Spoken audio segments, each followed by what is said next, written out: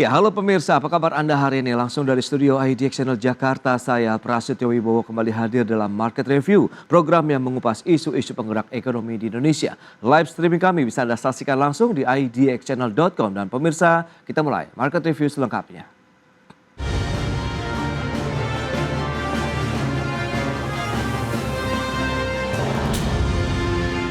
Pertumbuhan ekonomi nasional di tahun 2023 catatkan perekonomian yang positif, kuat, dan solid. Catatan tertinggi pertumbuhan ekonominya diraih Kota Batam. Dalam data Badan Pusat Statistik mencatat pertumbuhan ekonomi Batam mencapai 7,04%, tertinggi di Kepulauan Riau dan melampaui pertumbuhan nasional sebesar 5,05%. Peran perdagangan bebas di kawasan Batam menjadi katalis pertumbuhan yang sangat signifikan. Badan Pusat Statistik mencatat pertumbuhan perekonomian Batam tumbuh sebesar 7,04% di tahun 2023, lebih tinggi dari pertumbuhan ekonomi nasional sebesar 5,05% dan ekonomi Provinsi Kepulauan Riau sebesar 5,20%. Sebelumnya pada tahun 2022, pertumbuhan ekonomi Batam di angka 6,84% dan di tahun 2021 ekonomi Batam berada di angka 4,75%. Pertumbuhan perekonomian Batam yang sangat positif ini didorong oleh peran aktif fungsional kawasan perdagangan bebas dan pelabuhan bebas atau KPB-PB Batam yang terus menjadi katalis pengembangan kawasan dengan produktivitas ekonomi yang tinggi dalam mendukung perekonomian nasional. Sektor perdagangan menjadi instrumen penting dalam menggerakkan potensi ekonomi Kota Batam. Ketua Kadin Kota Batam Jadi Raja Guguk mengapresiasi semua pihak yang terus mendukung kebangkitan ekonomi Batam. Di sisi lain, peningkatan perekonomian kawasan Batam juga ditunjang oleh sektor infrastruktur yang memadai dalam distribusi barang dan jasa, termasuk konektivitas 3 jalur perdagangan bebas, yakni konektivitas darat, laut, dan udara. Kamar Dagang dan Industri Batam menilai konektivitas infrastruktur ini membuat siklus perekonomian berjalan dengan lancar dengan dicanangkannya Batam sebagai hub logistik nasional yang bisa menjadi magnet bagi para investor untuk semakin banyaknya aliran modal yang masuk ke Batam. Dari Jakarta, IDX Channel.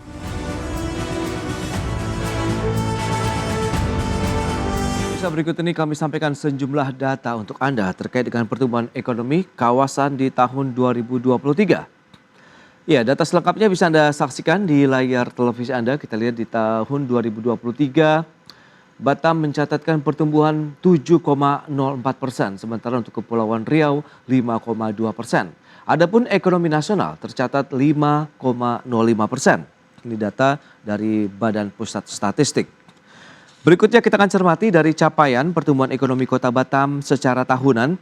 Kita perbandingkan dari tahun 2021, 2022 sampai dengan 2023.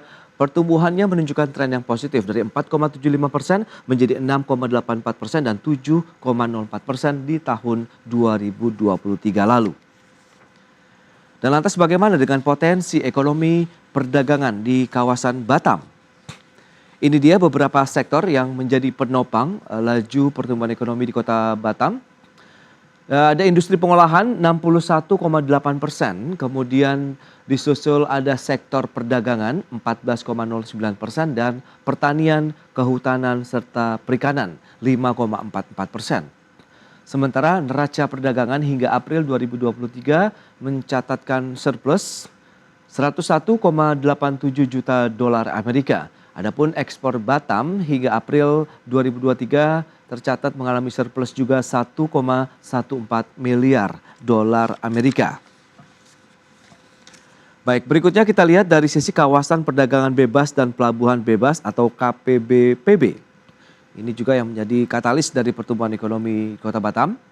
Negara tujuan ekspor, karena yang paling dekat memang adalah Singapura, itu mencatatkan performa 56%. Kemudian ada Amerika Serikat 26,67%.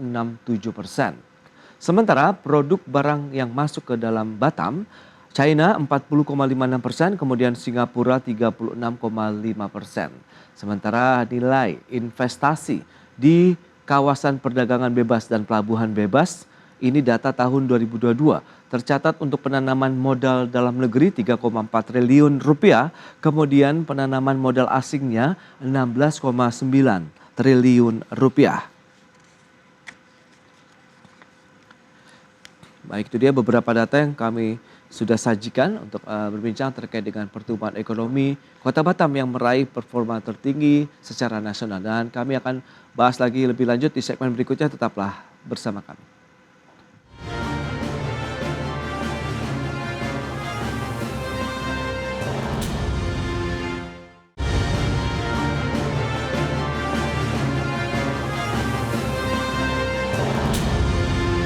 Baik, pemirsa, untuk membahas tema kita hari ini, Batam catatkan pertumbuhan ekonomi tertinggi secara nasional. Kita sudah tersambung melalui Zoom bersama dengan Bapak Yadi Raja Guguk. Beliau adalah Ketua Kamar Dagang dan Industri Kadin Kota Batam. Ya, halo, selamat pagi, Pak Yadi. Baik, selamat pagi. Selamat pagi semua. Salam sehat selalu. Baik, salam sehat juga Pak Yadi. Nah, tadi sudah disampaikan begitu, tadi ada pengantar yang menyebutkan bahwa pertumbuhan ekonomi di Kota Batam begitu ya, ini 7,02%, melebihi dari pertumbuhan ekonomi nasional. Kalau kita review terlebih dahulu, bagaimana sebenarnya kondisi geliat ekonomi di Kota Batam dan sekitarnya nih Pak Yadi, silakan. Ya, jadi memang alhamdulillah pertumbuhan ekonomi 2023 pasca pandemik sekarang ini bahwa semakin lebih baik, 7,084%. Ini di atas rata-rata pertumbuhan ekonomi nasional dan provinsi, dan tentunya ini tidak lain atas kolaborasi dukungan dari seluruh pihak, khususnya pihak pemerintah dalam hal ini, khususnya di Batam ada pemerintah Kota Batam dan BP Batam. Dan juga memang pada periode 2023-2024 ini pemerintah Kota Batam dan BP Batam itu memfokuskan kepada pembangunan infrastruktur ya, khususnya jalan, kemudian juga pintu-pintu masuk, baik itu di airport maupun di pelabuhan. Karena memang indikator di Batam ini adalah dua. Pertama adalah lalu lintas orang, dalam hal ini adalah turis ya, baik itu turis asing, mancanegara maupun turis Nusantara yang dari dan ke Batam. Dan wisatawan ini juga khususnya yang memberikan pertumbuhan dan peningkatan ekonomi di Kota Batam. Yang kedua adalah lalu lintas barang. Nah, ini sangat penting tidak kalahnya seperti lalu lintas orang, karena memang Batam itu sebagai kawasan perdagangan bebas dan pelabuhan bebas Batam yang tidak dikenakan PPN dan PPN dan cukai, sehingga banyak pengusaha-pengusaha asing yang memanfaatkan Batam sebagai fungsi transshipment. Jadi ketika perang di Onrika, perang dan tempat perang lainnya, Batam justru diuntungkan dari segi ekspor impor. Jadi banyak pengusaha-pengusaha yang di Singapura atau pengusaha-pengusaha asing ada di Singapura itu memanfaatkan Batam sebagai fungsi transitnya. Nah, inilah yang mendorong pertumbuhan ekonomi Batam melaju tinggi. Ya Pak Yadi, kalau kita bicara mengenai sektor bisnis di sana begitu yang menjadi penopang dari aktivitas ekonomi di Kota Batam, itu lebih di yang mana kalau kita bicara mengenai skala prioritas?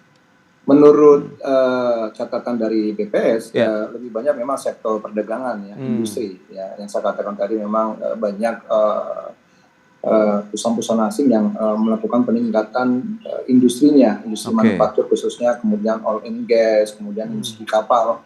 Ini yang merupakan padat kerja dan padat modal ya, yang mendorong pertumbuhan ekonomi. Yang kedua adalah juga dari infrastruktur. Ya. Ini yang saya katakan tadi memang banyak anggaran-anggaran yang digelontorkan, baik itu anggaran dari pemerintah pusat maupun anggaran-anggaran dari pemerintah daerah.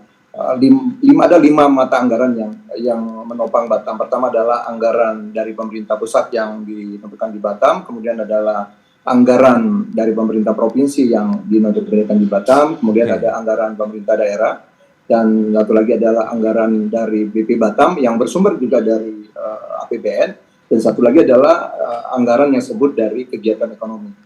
Kegiatan ekonomi di Batam, karena rata-rata masyarakat di Batam itu sangat produktif, hampir kurang lebih 75-80% itu adalah masyarakat yang produktif melakukan usaha. Sehingga di Batam itu tidak ada mengenal yang namanya bulan tua ya, semua bulan muda ya. Karena apa? Jadi saling ketergantungan.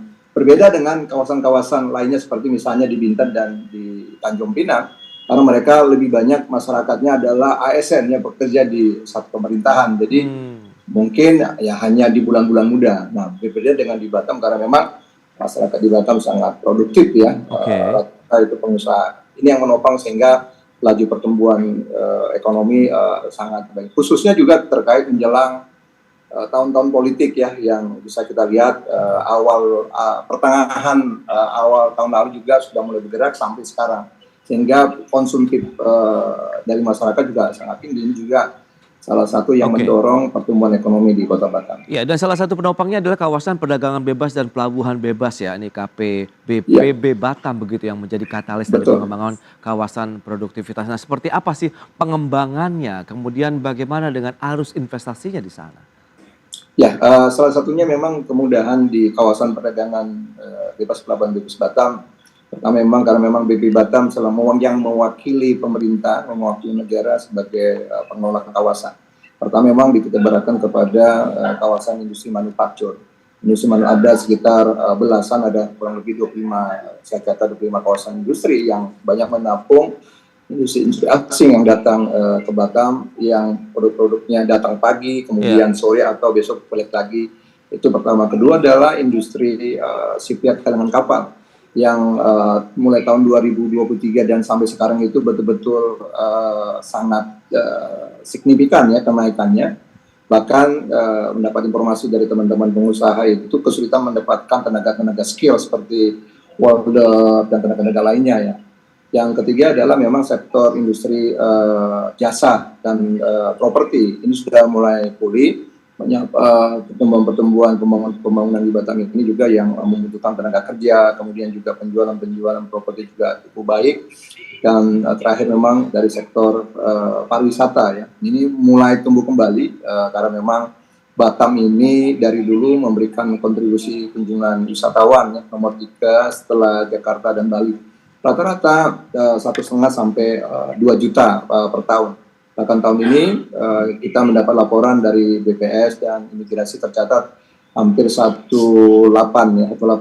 kunjungan wisatawan, itu khusus Batam. Kalau ditambah dengan Bintan dan Karimun dan Tanjung Minang, itu hampir 2 juta lebih ya, kunjungan wisatawan. Nah ini kunjungan wisatawan juga sangat konsumtif ya, tidak hanya wisatawan weekend saja, karena memang Batam juga banyak lapangan-lapangan golf ya. Ini wisatawan yang berkualitas. Biasanya mereka itu kalau sudah dari Kamis sore ya sampai ke Sabtu Minggu itu mereka ada perpindahan penduduk ya dari Batam, orang Batam sebagian ke Singapura, orang Singapura, Malaysia juga masuk ke Batam. Ini juga yang sangat mendorong pertumbuhan ekonomi dan investasi di Kota Batam.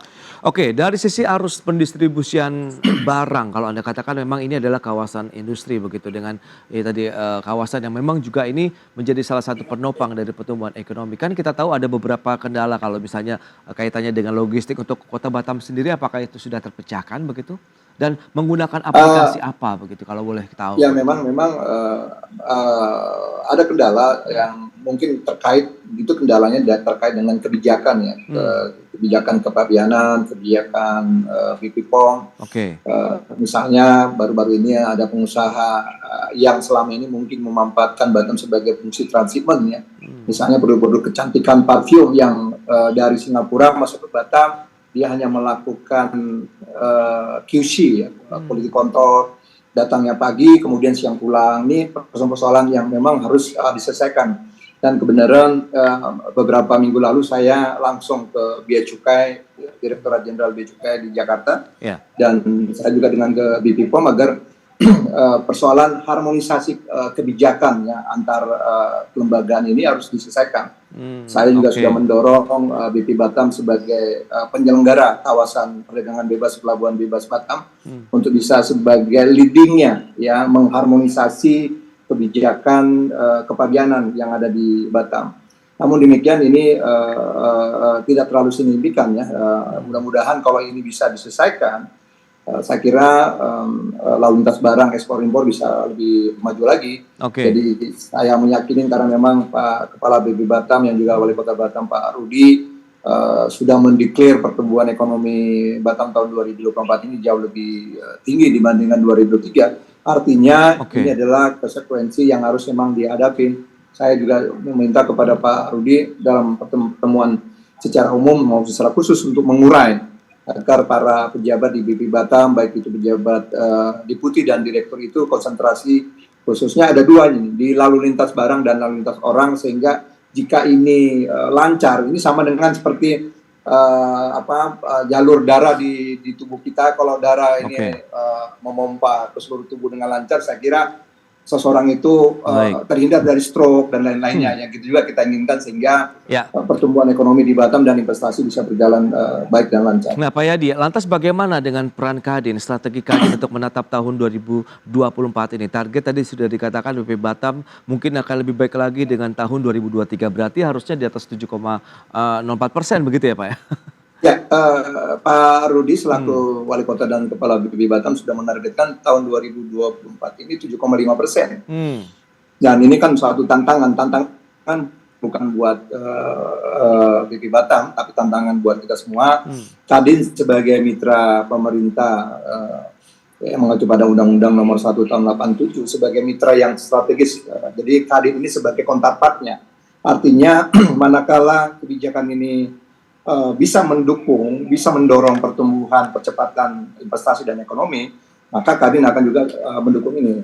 Sebaliknya, manakala ada kebijakan barangkali yang kurang, ya terkesan juga mungkin memperlambat, nah, Kadin harus mengambil peran ini, dan kami juga tidak menunggu pada BP Batam dan Wali Kota Batam. Saya dan beserta tim dari percepatan pengembangan ekonomi Batam juga, kita berkali-kali juga berkunjung kepada Kementerian Perekonomian, dalam hal ini selaku Dewan Kawasan, ya, Menteri Koordinator Perekonomian sebagai Dewan Kawasan ini. Saya berkali-kali ketemu dengan Pak Susi selaku Dewan Pengawas, bagaimana persoalan-persoalan harmonisasi ini tidak lain adalah masalah kepastian hukum dalam berusaha, kepastian hukum dalam berinvestasi.